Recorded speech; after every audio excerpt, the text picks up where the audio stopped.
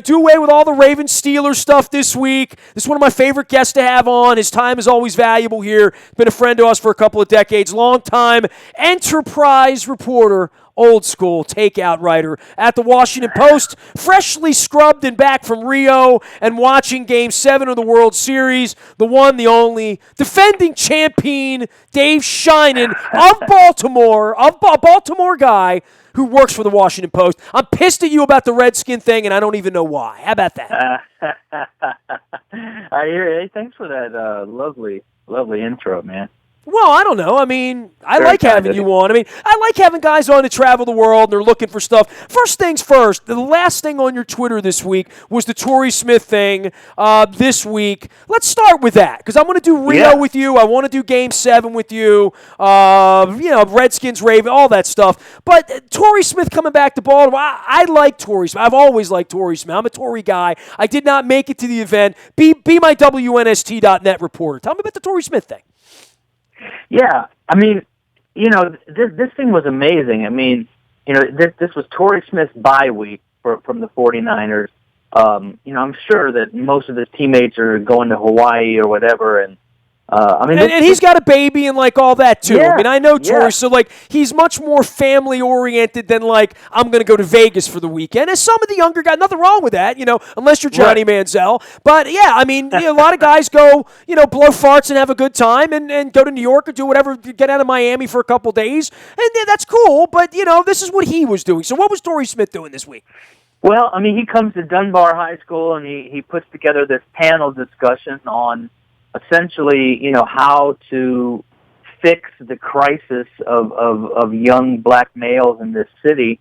I don't think he had any pretense or any, it's not as if, he's got all the answers. He basically put this together so that the community could come together and have a good, conducive discussion and try to come up with some solutions. I mean, what I was blown away by was just how invested he is in the city. I mean, I talked to a kid afterwards who, goes to Dunbar, and everybody there knew Torrey. I mean, he's there. I mean, you and I, in being in this business, we kind of know how the sausage gets made, and I mean, you know all these athletes who start a foundation because it's the thing to do for their image, and they're hands off. They hire somebody to run their foundation, and they show up once a year to give a speech, and that's it. I mean, this guy, Torrey Smith, is in the city getting his hands dirty, man. I mean, this kid I talked to, a Dunbar student, I said, he knows Torrey. I'm like, what, do you have a cell number? He's like, yeah. He says, if I need something, I know I can call Torrey. And I mean, there were kids like this all over the school that night. I mean, this guy is the real deal. I was just blown away by how much he was invested in the city. I love that. I really do. Yeah. And I know Torrey, and I know him to be a really genuine dude. I was invited. I mean, I've had all sorts of complications this week with Game 7s and radio programming and Ravens practices and Capitals games and keeping me up all night and rain delays, Dave Sheinin. A rain delay. Now, just close your eyes. A rain delay in Game 7 of a Cubs-Indians World Series. Yeah. What? It's funny, as I sit there, I'm sitting there watching this game, and of course I'm watching it as a former baseball writer, and someone who still writes about baseball a lot, but doesn't cover it day to day like I used to. But I'm sitting there thinking, about what it's like to be covering this game if I were there. Did you want to be there a little bit? I mean, I've been to probably 50 or 60 World Series games, much like you. I mean, I covered it for a living before I became an ex-media member, courtesy of Peter Angelos, but I could have been sitting there. I mean, Major League Baseball kind of, quite frankly, they kind of like credentialing me for the World Series because they know it's the right thing to do. So, I could have gone, and I'm busy. I mean, Jen Stoner's coming to town this week. And, I've just been busy. I don't know what else to say. We went to New York. My wife was honored last week. So we were trying to get tickets at Wrigley Field. I thought I had them through a source to go out there. My wife and I had a flight from New York after the ball last Thursday in New York to go out there and spend the weekend in Chicago because bye weekend, it didn't happen, and I didn't feel all that. I mean, I kind of liked being toasty in bed with my wife on Sunday night, watching football and watching baseball on a bye week, and that was kind of nice. But, man, I wanted to be in Cleveland Wednesday night. Oh, yeah. No question, man. I mean, it's such a hard thing. I mean, life is hard, man. Like, would I have given up, the Halloween weekend with my kids and being out there trick or treating with them on Monday night? I don't think I would have given that up because I missed way too many of those being a baseball writer. But at the same time, man, this was one above all where you're like, God, I really wish I was there. This was one for the memory book. So, but this was one of those games that you dread as a baseball writer. I mean, it's after midnight. The whole script had flipped in the eighth inning where you had a Cubs story already written, and then Chapman blows the save, and you have to basically scrap the entire thing. You're saving bits of it in case the Cubs come back and win and take another lead, and then you're also starting to write an Indians come back and win the World Series story. I mean, it's a nightmare for a deadline baseball writer. But I gotta say, watching it on TV was pretty damn good. Yeah. I mean, it really, every part of it, and I'll say that, I mean, all the way around, I like the way Fox does baseball now. I didn't realize how much I didn't like McCarver or that, and I liked Harold Reynolds, and I like Harold Reynolds a lot as a human being. But Smoltz is, and A-Rod. I mean, the Pete Rose A-Rod thing. I mean, after a month of it, I like it more than I did. It was incredibly awkward right around Wild Card Week, right? But A-Rod is a natural. I mean, he's great. They need to put A-Rod in the booth with Smoltz, and then we got a party, right? I mean, that would wake Joe Buck up. Joe Buck would be interested in that, and I like Joe. And it just was good. I mean, and I love baseball, and I did the tour. You know how many baseball games I went to this year, Shining?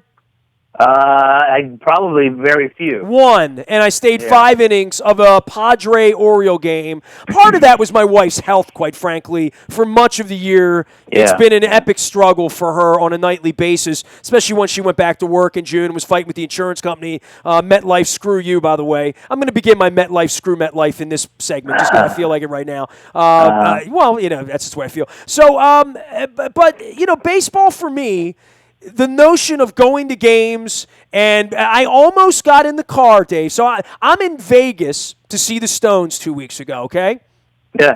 Bucket list trip for Peter, my partner, Peter DeLutis, who keeps the trains running on time here. We went out to Vegas, and the Stones canceled. Mick got sick. It was Tuesday night, and I said to Pete, dude, we can rent like a Testarossa and drive from here to L.A. in 4 hours, 5 hours tops. I can get us some seats where you see the palm trees for Game 4, Dodgers, Cubs, NLCS, for $125. We can go over there and do that.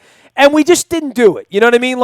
And last year I was getting up at 4 o'clock in the morning every day and going to a different ballpark. So there comes this ebb and flow with baseball where I remember times in my childhood I was kind of over it. When I discovered girls, right? Literally, baseball became less important when Fred Lynn and Ossie came here than it was when Renicky and Lowenstein were here. And then I got on the radio in 92 and I got rejuvenated by being around you and Maskey and Messina and Keegan and Buster and Rosenthal and Johnny Oates. And, during that, Brady Anderson, that period, Ben McDonald, I was really rejuvenated. Then there's this period where the old man wrecks the franchise, lies about everything, right? And then I get my press pass taken away where I'm like, F baseball, I'll go to the beach in the summer. I'll do something else. I'll watch it on TV. Now, this year I've been way more engaged because they've been a good team and I watch them every night. But I live 2 blocks away and I have no interest in going. And apparently no one else does either, right? I mean, from what we saw.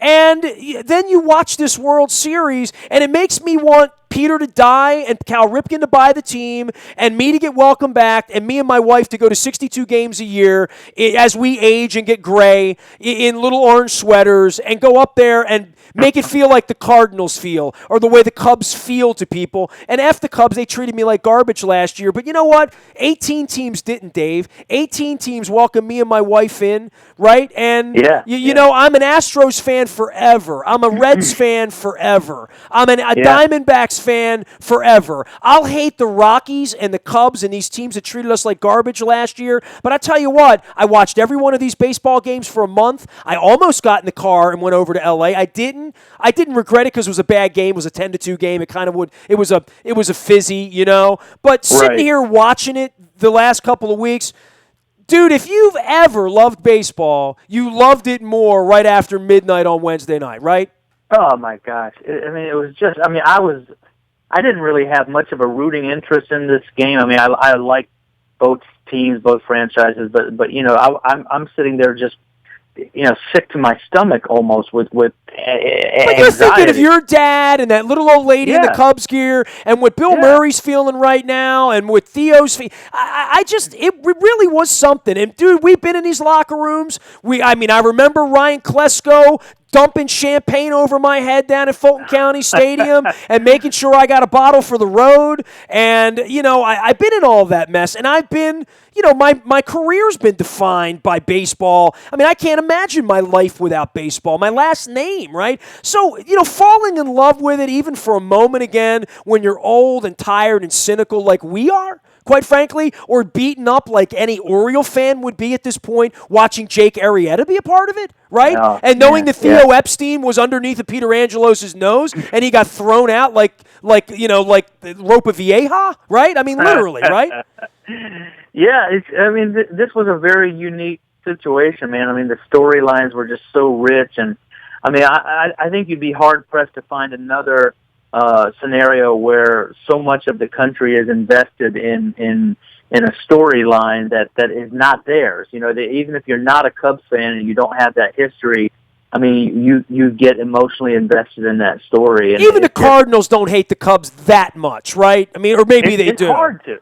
Well, I mean, it's hard to hate the Cubs that much because they never won. I mean, Dude, if the Cleveland Browns ever get a trophy, as a Baltimorean, shame on you if you're going to hate them for it. What I mean? Yeah, exactly. At this point, right? I mean, right. Yeah, and for the Cubs and for that franchise, for Theo Epstein, who now becomes one of, they're going to name trophies after him, right? I mean, if you and I promise you and I and all of us were in that press room in 1992 and 93 when he was a 19-year-old kid over in the corner eating a hot dog, on the buffet line when the crab cakes were good back in the day, right? And Theo was sitting in the corner, and if I would have said to you, Shining, I've got a time machine, okay?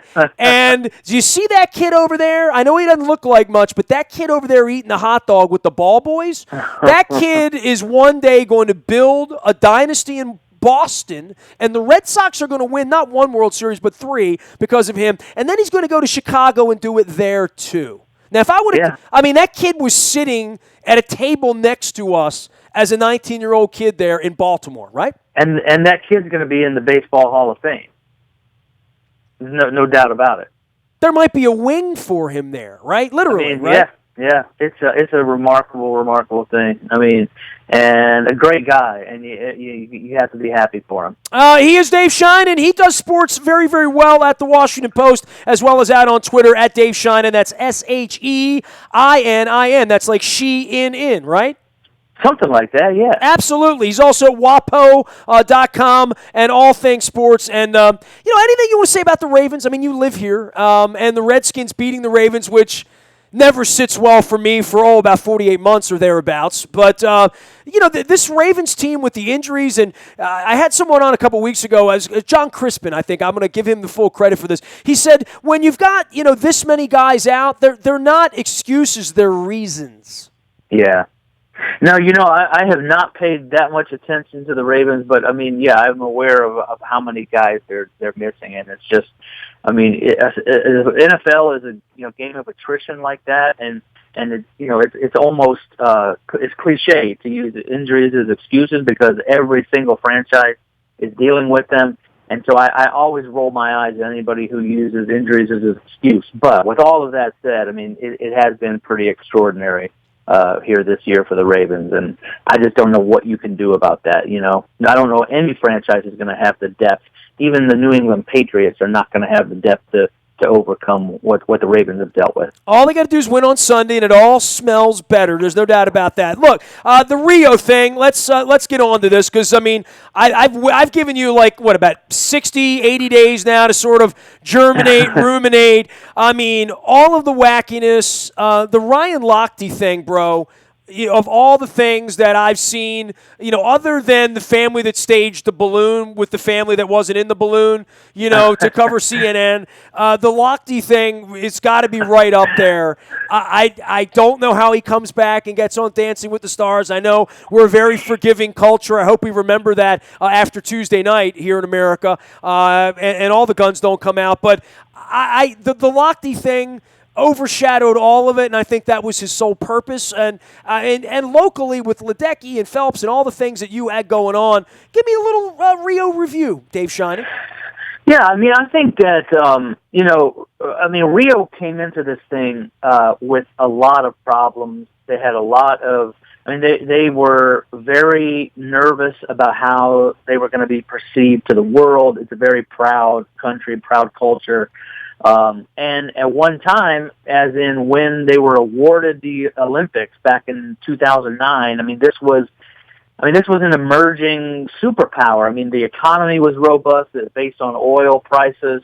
I was there in 2007, and the world was moving in the right direction then. Yeah. It did not feel third worldy to me in Rio, and certainly not in Sao Paulo. It was right. People had jobs, people had clothes, people had food. I've been to some poor places. There were definitely poor people there, but dude, just drive a mile from where we live in Baltimore, and they're poor people. The poverty exactly. we have in West Baltimore, I would put that, other than being in America, I'd put that poverty up against the favelas or any other place where poverty's poverty. If you don't have enough to eat that day and there's crime everywhere and drugs and guns and warlords and mafias, welcome to the world we live in. Exactly. Right? So, but that's the backdrop, though, for these Olympics. And so, the Lochte thing, what it did was, it preyed on all of the Brazilians' worst fears, that they were going to be, held up to the world as a lawless country with bands of renegades, dressing as cops and running down tourists on the highway and robbing them and all this stuff. And so, there was serious cultural damage done by that. And I think that's the part that people don't really get, is that the people of Brazil were humiliated by this, and then it turned around to find out that it was pretty much fabricated. But doesn't Ryan Lochte have a long reputation of being one of the dumbest people on earth? There's a whole fascination with that, and yet he swims like a dolphin. I'm not a Phelps guy either. By far, I'm not a Phelps guy. For all the transgressions and the way I've been treated and the way people get treated, and I've seen his gig. You lived a mile away from him too, and maybe you get some modicum of respect at other people. But the Lochte thing. People keep putting a microphone and a camera in front of him, and I think the further in he goes, he's like an athlete to some degree. They don't necessarily get smarter. Yeah, he certainly has that reputation, and I've spent a lot of time with him. He could be a thoughtful interview and stuff like that, but I'm not going to argue with the perception that he's not the brightest bulb in the box, but it never seemed to me to have any sort of a sinister element to it. A dark side to it. It was a very, it was just a very jovial sort of stupidity, if you will. He I got held up. It was a good time, like that sort of thing. No, he was harmless. He always seemed harmless to me. It was just, that's just Ryan being Ryan. He's an overgrown frat boy.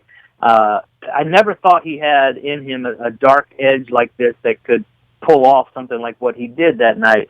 And maybe alcohol had something to do with it. I want to give him the benefit of the doubt to some extent, but it was a very bad mistake, and it humiliated his entire team and the entire U.S. delegation. You could see from the way the USOC reacted that it had done damage, they felt, to the USOC standing.